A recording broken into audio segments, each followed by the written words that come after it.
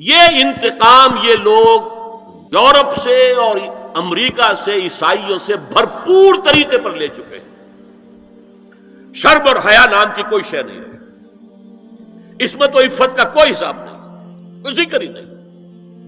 اور گواہیاں کیا ہیں؟ پریزیڈنٹ کلنٹن نے کہا تھا 2 سال پہلے یا 3 سال پہلے، وہ جو ان کی اینول سپیچ ہوتی ہے، state of the union address, اس نے کہا تھا عنقریب ہماری قوم کی اکثریت حرام زادوں پر مشتمل ہوگی۔ یہ حرام زادے کا لفظ میں نے ترجمہ کیا ہے born without any Wade lock.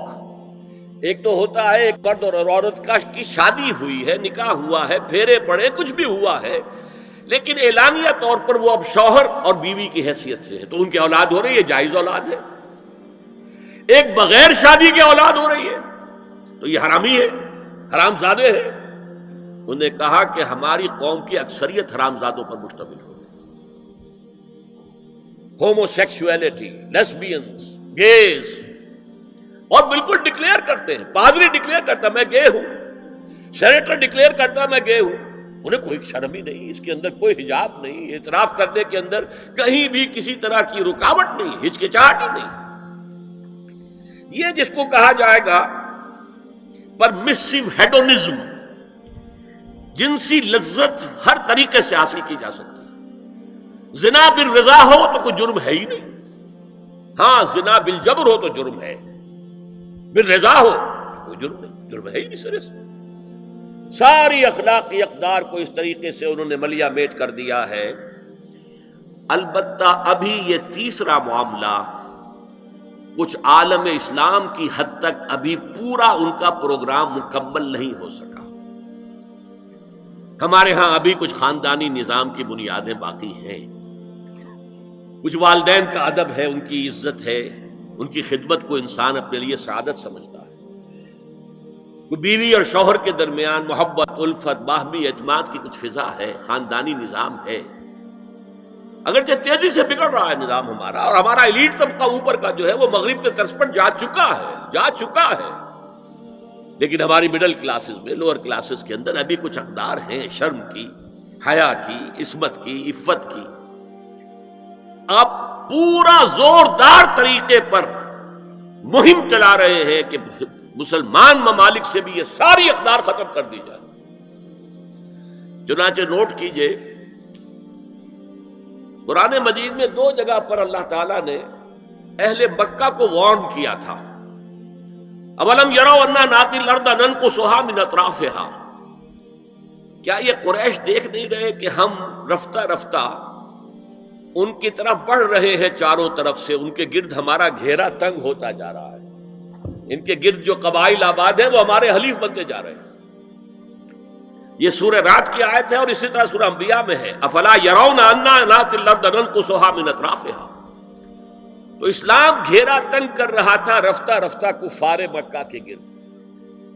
آج یہ برعکس ہے کہ یہ مغرب یہودیوں کی سازش کے تحت اور امریکہ کی عظیم قوت کو استعمال کرتے ہوئے، سول سپریم پاور آن ارتھ، آج یہ ہمارے گرد گھیرا تنگ کرتے چلے آ رہے ہیں کہ ہمارا معاشرتی نظام بھی تلپٹ ہو جائے، درہم برہم ہو جائے، ہماری اقدار بھی ختم ہو جائیں، ہمارے ہاں بھی عورت اور مرد بالکل برابر ہونے کے مدعی ہو کر میدان میں آ جائیں، عورت مرد بن جائے، مرد عورت بن جائے، مردوں کی شادیاں ہو جائیں کہ ایک مرد شوہر اور ایک مرد بیوی، اور رجسٹر ہو جائے شادی، لیسبینز کی شادیاں ہو جائیں کہ ایک عورت شوہر ایک عورت بیوی، اور رجسٹر ہو جائے شادی۔ یہ سارا کام ناتی الارض ننقصها من اطرافها، اس کی مثال کیا ہے کہ پہلے اس پروگرام کے تحت 1994 میں کانفرنس ہوئی قاہرہ میں، عرب ورلڈ کا وہ مرکز ہے، اس لیے کہ عربوں میں تعلیم کے اعتبار سے، ٹیکنالوجی کے اعتبار سے سب سے آگے مصری ہے، تو یہ چونکہ ان کا ثقافتی اعتبار سے امام ہے، وہاں جا کر انہوں نے ڈیرا لگایا اور ان افکار کی اور ان نظریات کا پرچار کا معاملہ کیا۔ دوسری 1 سال کے بعد کانفرنس کر دی بیجنگ میں، تاکہ ادھر سے اور ایک اور طرف سے گھیرا ڈالا جائے اور عالم اسلام کا جو یہ حصہ ہے ایشیا کا، اس کے اوپر اثر انداز ہوا جائے. اور اس کے بعد بیجنگ+5 کانفرنس ہوئی ہے، اور یہ ہوئی ہے United Nations Assembly, United Nations Organisation کی جنرل اسمبلی کے تحت، اور یہ ہوئی ہے جون سن 2000 میں. اب اس میں جو بھی ایک پرچہ تیار کیا گیا تھا ایجنڈے کے طور پر، اس میں جو سفارشات تھی وہ میں آپ کو بتا رہا ہوں. امپیکٹ ایک رسالہ نکلتا ہے لندن سے، اس سے میں نے یہ چیزیں لی تھی، اور انگریزی ہی میں ہم نے ایک دفعہ بڑی تعداد میں اس کو شائع کر کے تقسیم بھی کیا تھا. لیکن اس وقت میں صرف آپ کو یہ بتا رہا ہوں کیا فیصلے تھے، کیا کرنا ہے. نام اس کا کیا تھا کانفرنس کا؟ Women 2000 gender equality development and peace for the 21st century. Preparatory document میں نمبر 1 ہومو سیکسولیٹی کو نارمل سیکسول اورینٹیشن قرار دیا جائے. کوئی جرم نہیں ہے، مرد مرد سے شہوت رانی کرے، عمل قوم لوط، یہ کوئی جرم نہیں، کوئی حرام نہیں، کوئی بری شے نہیں، نارمل اورینٹیشن ہے، یہ مزاج ہے. ایک شخص جو ہے عورت سے اپنی خواہش پوری کرنا چاہتا ہے، ایک مرد سے کرنا چاہتا ہے، تمہیں کیا اعتراض ہے؟ ہومو سیکسول میرجز کو تسلیم کیا جائے، جو اب تسلیم ہو رہا ہے. یورپ کی کئی ریاستوں میں رجسٹریشن شروع ہو چکی ہے، امریکہ کی، یورپ میں تو پہلے سے ہے، اسکینڈینیوین ملکوں میں پہلے سے موجود ہے. نمبر 3 عورتیں گھر کا کام کاج کرنے سے انکار کر دیں یا اس پر ویج طلب کریں، مزدوری دو، ہمیں محنت دو تب ہم کام کریں گے.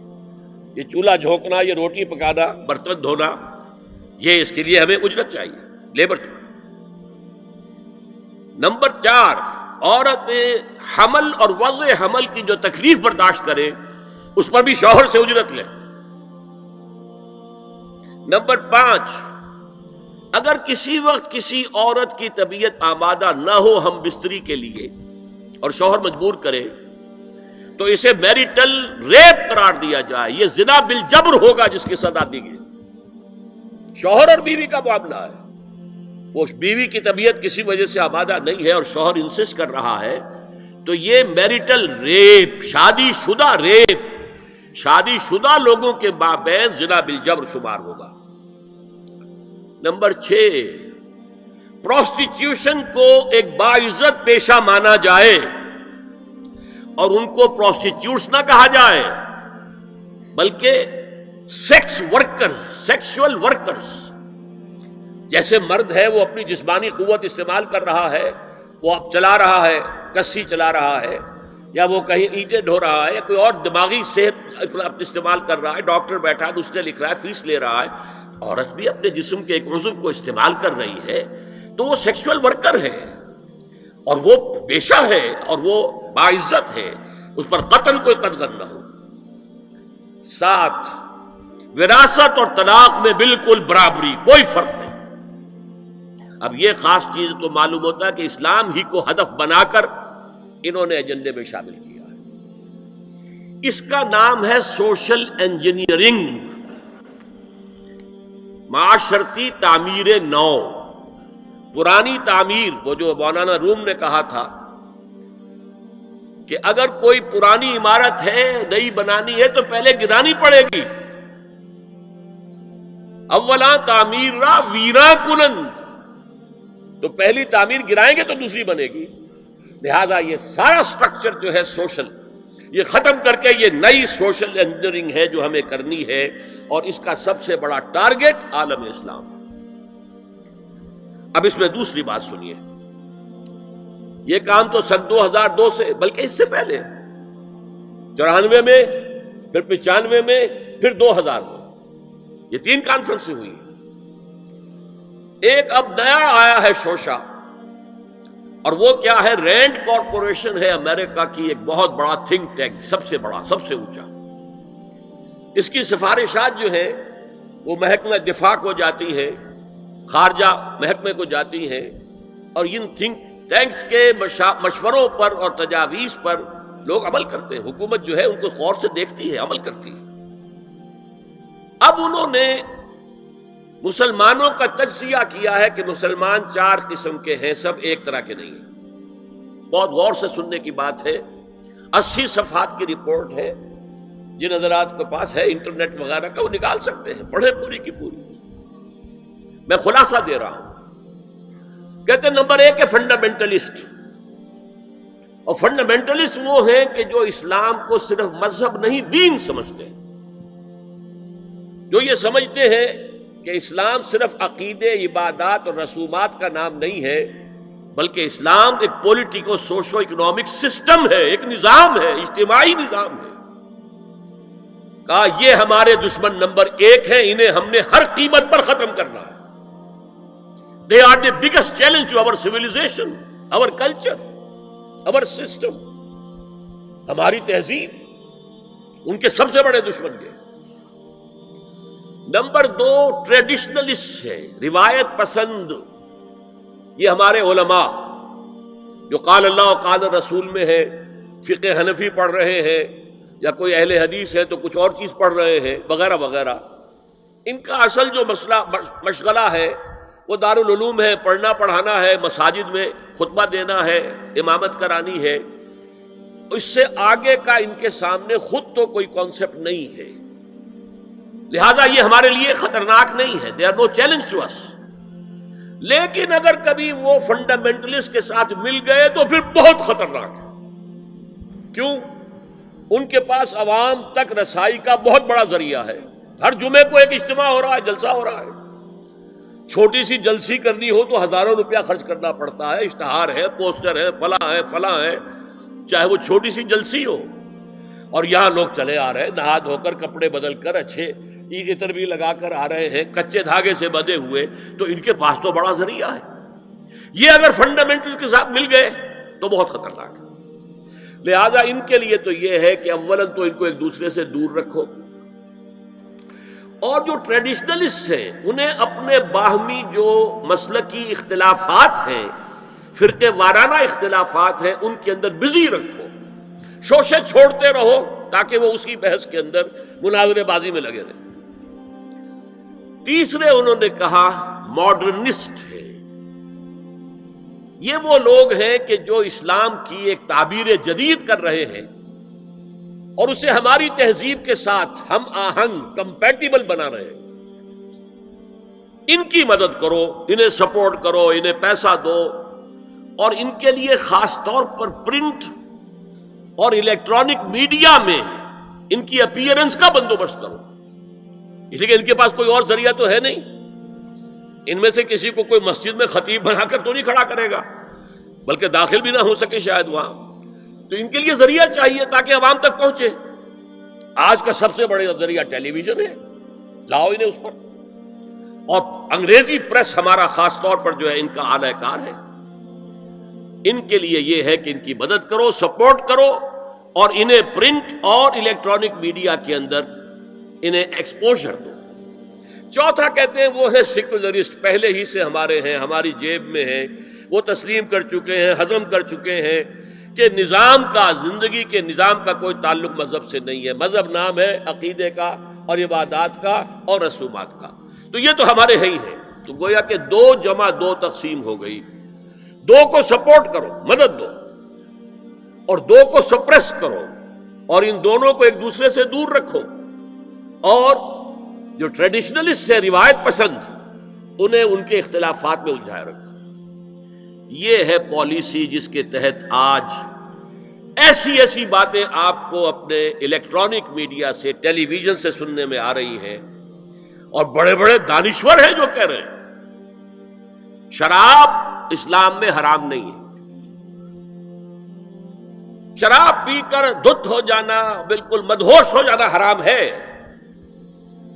آپ کو معلوم ہے کہ وہاں بھی کہا جاتا ہے ڈرنکرز وہاں بھی پسند نہیں کیے جاتے، اتنے پینے والے کے ہوش کھو دیں، مغرب میں بھی پسندیدہ نہیں ہے، لیکن وہ کہتے ہیں کہ اصلاً شراب حرام نہیں ہے اسلام۔ اور آپ کو معلوم ہے، میں نام نہیں لینا چاہتا، یہ ہماری بدقسمتی ہے کہ علامہ اقبال کے فرزند ہیں جنہوں نے یہ بات کہی۔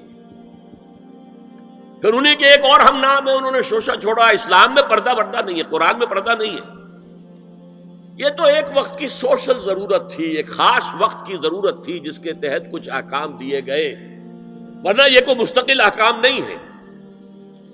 یہ ہے وہ صورتحال کہ جس کی بنا پر میں نے آج اس موضوع کو اپنے لیے اختیار کیا ہے۔